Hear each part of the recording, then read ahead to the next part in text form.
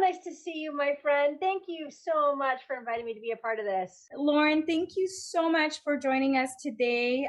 As always, my goal is to educate my couples and our future couples. And I've been getting a lot of questions with everything that's going on. How can we have a civil ceremony?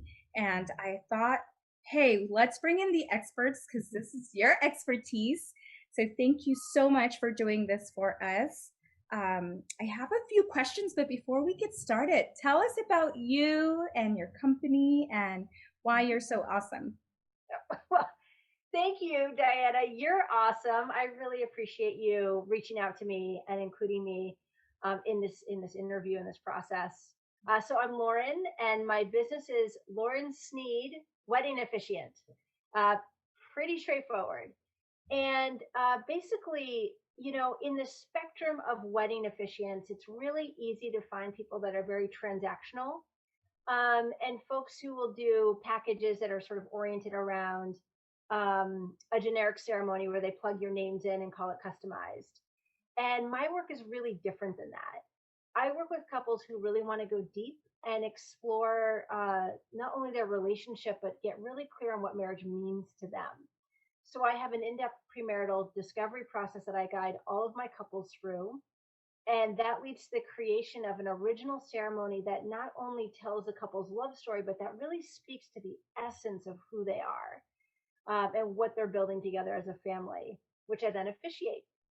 And so I'm really drawn to sentimental, spontaneous couples who love to have fun, but who also love to go deep and explore their relationship, and who want something truly meaningful. Beautiful. I love it. And I really do. I see that from all of my couples. Like they they come back and tell me, "Oh my gosh, that was like one of the best vendors you recommended. She's so amazing, super personable." And I really do enjoy working with you. Oh, thank you, Diana. It's so mutual. So let's get started. So I did a drop your questions on my IG story for you, and these are the questions I got. So Okay. the first one is, how can you make it special and meaningful and not feel like a wedding? So these are again couples that are they were supposed to celebrate big, but now are deciding to do small ceremonies. And so they're saving the big, kind of like our couple, Amanda Yeah. and John. So they too will have another ceremony. Yep. Uh, how can they make it special? First of all, shout out to Amanda and John. Love you guys. Yes. You're awesome. Um, and yeah, so basically, if you think about a wedding, there's so many moving pieces, and a ceremony is part of the bigger wedding experience. And for some people, the ceremony is the entire wedding experience, and for other people, there's the reception, the party, the dance party, the food, all that amazing stuff. And so, one thought is that when you think about your wedding, you can think about that all those other pieces that are also a part of it in addition to the ceremony. And so when we talk about the civil ceremony, we can just zoom in on that piece where you actually get married. Hmm. Getting Hmm. married is, it doesn't have to be this huge wedding. It can be this intimate experience. And the other thing is, you can't overdo how special it is. You can have an incredibly special, intimate civil ceremony and then have a really special, intimate, and super fun wedding. They don't have to be mutually exclusive. It's really just about designing something that works for you now and knowing that you can do something again later that will be equally as awesome. I love that. So beautiful. Okay, so now let's get a little bit more legal here. Sure. If your application isn't processed in time for your ceremony, giving the backlog, how do Yep. you work with your officiant to fill it out afterwards? Yeah, so basically, when you go to get your marriage license, you have to do that in person, and you have to make sure you have photo ID with both of you. You both have to be there. And then after the ceremony, um, you know, you can get your marriage license at any point, and then you're just going to want to reconnect with the person that married you so that they can actually sign it. And you'll need one or two witnesses if you get a public marriage license. And so anybody that was there to witness the actual ceremony, it could be a photographer, a friend, a neighbor, a family member. You want to have them on board to be there as a witness, and that can happen at any point after the ceremony takes place. Ah, okay. It would just have a different date on the actual marriage license? Yes, exactly. So you're going to write down the date that you, well, yes, the date that you're signing the marriage license, which, for most couples is on their wedding day. But if you sign the marriage date 10 days later, you put the date that you're signing it. Got it. Okay. And then you pretty much answered my other question, which was what paperwork or identification is required to Yep. apply. Yep. Photo ID, and you both have to physically be present Yeah. for the And couple. so, what about our couples that come from out of state? Like, can you pretty much get married anywhere you want? Yes, you can. You can get married in any state. The secret here, though, is that you want to get your marriage license in the state that you're getting married. So let's say you fly in from New York City and you're getting married in San Francisco. You're going to want to get your marriage license anywhere in California. You can't take a New York marriage license and then get married out in California. Does that Got it. make sense? That makes sense. But then once you sign the marriage license and it's legal in the entire United States. Okay. Oh my gosh, I'm learning so much. All right. What are some obstacles that you have faced with during this pandemic that you think couples should be aware of? Definitely social distancing, especially during photos, during the actual ceremony. You want your photos to look nice, and you want there to feel like there's an intimacy to the experience. And so the more you can get creative with that. So, for example, I've had like Amanda and John, one of our dear couples, they had little chairs clustered in groups so that if you were a family pod was there to witness, they could sit together. And then 6 feet away was another little family pod. So people were able to space out in ways that felt comfortable for them, so that you could stay connected to your pod. So I think getting creative with building a feeling of intimacy. It could also be the environment that you're in. Hmm. If you're going to get married on a vineyard that has big, wide open, fields in the actual vineyard, that might feel, if you only have 8 people there, it might feel too expansive. You might want to think about, oh, well, maybe we'll get married in a grove of trees, like in the open Hmm. or something more intimate. So just think about the ways that you can really build that intimacy, knowing that there's going to be a certain amount of social distancing that's going to happen. Very important. Yeah. Yeah. Yeah. And that's why they work with people like you, like yourself, to make it special. All right. What are the pros and cons of hiring a professional versus a family and friend? Well, a family and friend, a family or a family member or a friend, will be free. They might know you really well. It's gonna feel really personal, and it might feel really symbolic, depending on who you choose. Um, on the other hand, there's sometimes a dynamic where it can feel lopsided. So let's say that you have, two women getting married, and one of them asks their dad to officiate the ceremony. Well, that dad is going to know their daughter really well and is going to know them differently than they know their partner. So you want to sort of think through, what dynamic do you want to create during the ceremony. And a lot of times couples come to me and they say, we want to hire a professional who's done this before, who's comfortable speaking in front of crowds, in front of other folks, who, understands all the nuts and bolts of how to create a beautiful ceremony, and who can guide them through that process. But they also want it to feel like they're getting married by a friend. And so I, as a professional, have tried to find that sweet spot where I'm basically a professional friend. Like I love it. pros to having somebody who knows what they're doing, and you can also approach each couple, sort of from a neutral place where, you know for me, where I can really get to know my couples equally and really speak to who they are together as a couple, who they are Yeah. individually, and what I see in them. Um, and and because I do this in-depth discovery process, I'm able to build a sense of connection and friendship, throughout that journey together. So yes, you have the friend or family member option, and then you have the professional option. And within the professional option, you can find somebody more transactional, or you can find somebody more like me who we're going to build that relationship together. Beautiful. Thank you. Okay, so let's see. This goes back to the beginning. What is the timeline and the process of signing the paperwork with your officiant? Yeah, so basically, when you go and you pick up your marriage license, you have 90 days for that marriage license to be valid. So let's say you're getting married in June, you pick up your ceremony in April, you're good to go. You can still use that same marriage license.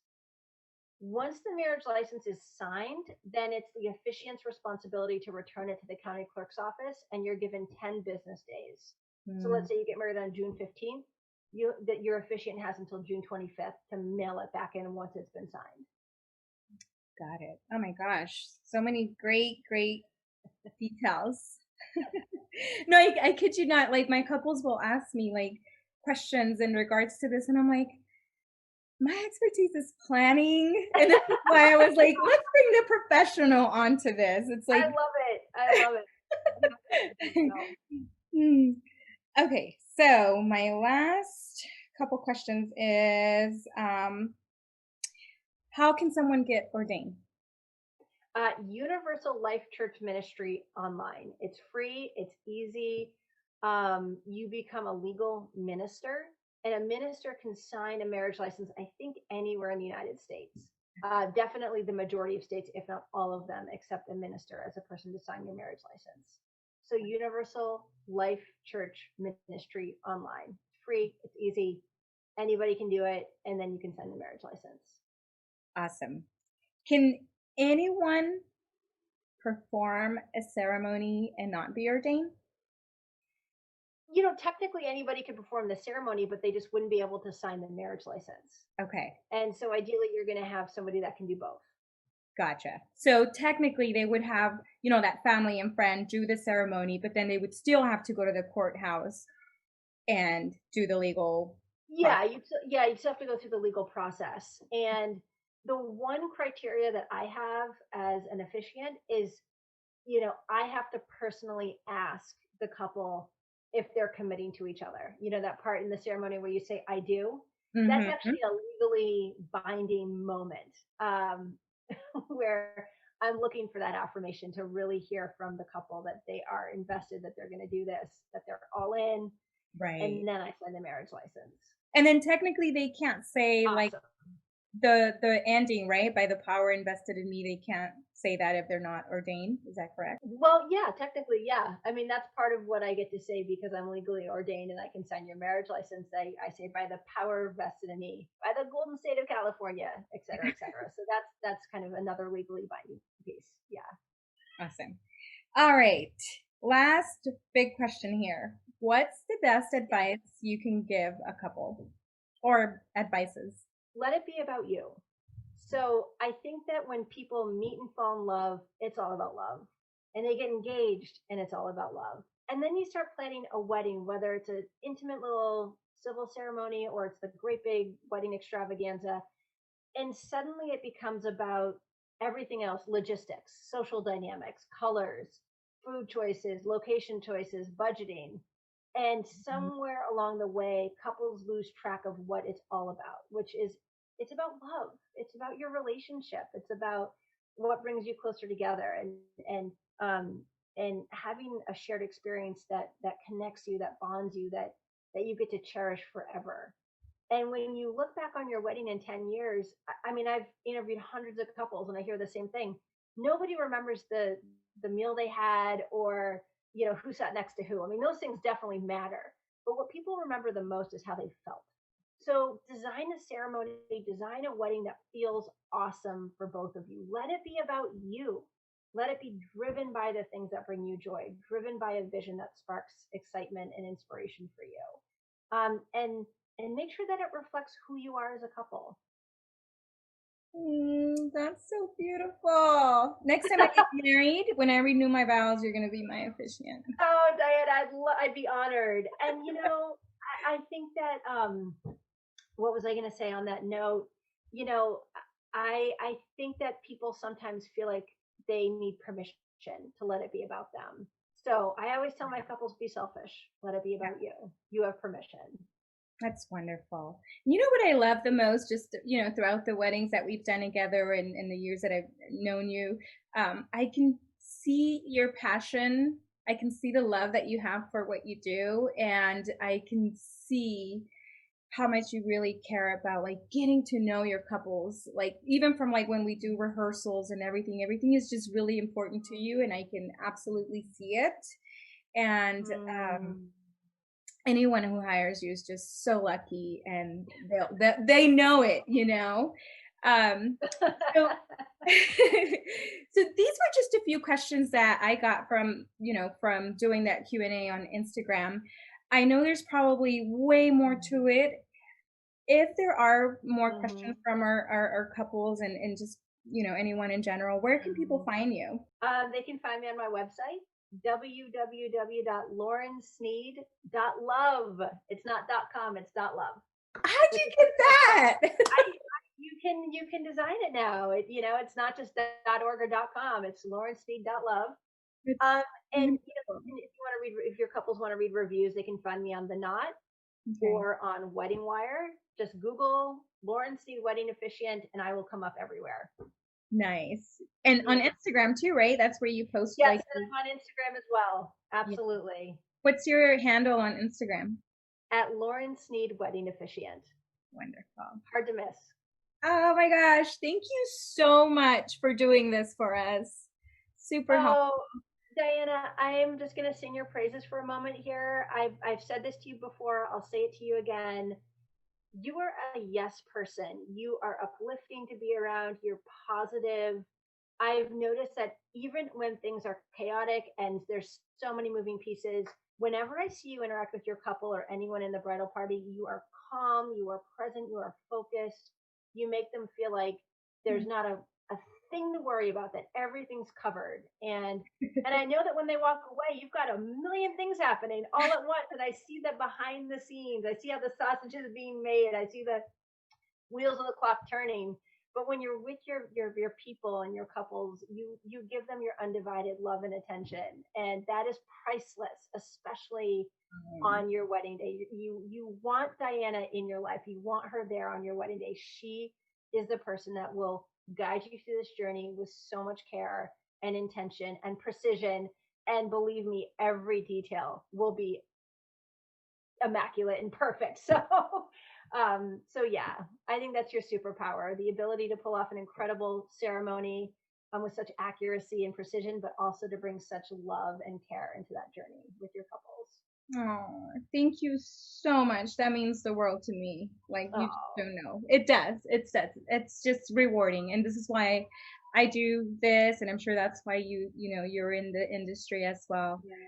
Um, okay. Well, thank you. Thank you. Thank you. Thank you Oh, it's so great again. to see you, You're Diana. You know amazing. I love you. Thank Me you. too. So great to see you. Have a wonderful holiday. Send me a picture of the baby. Sure will. Thank you, Take Diana. Great to see care. you. Take care. Bye. Mwah.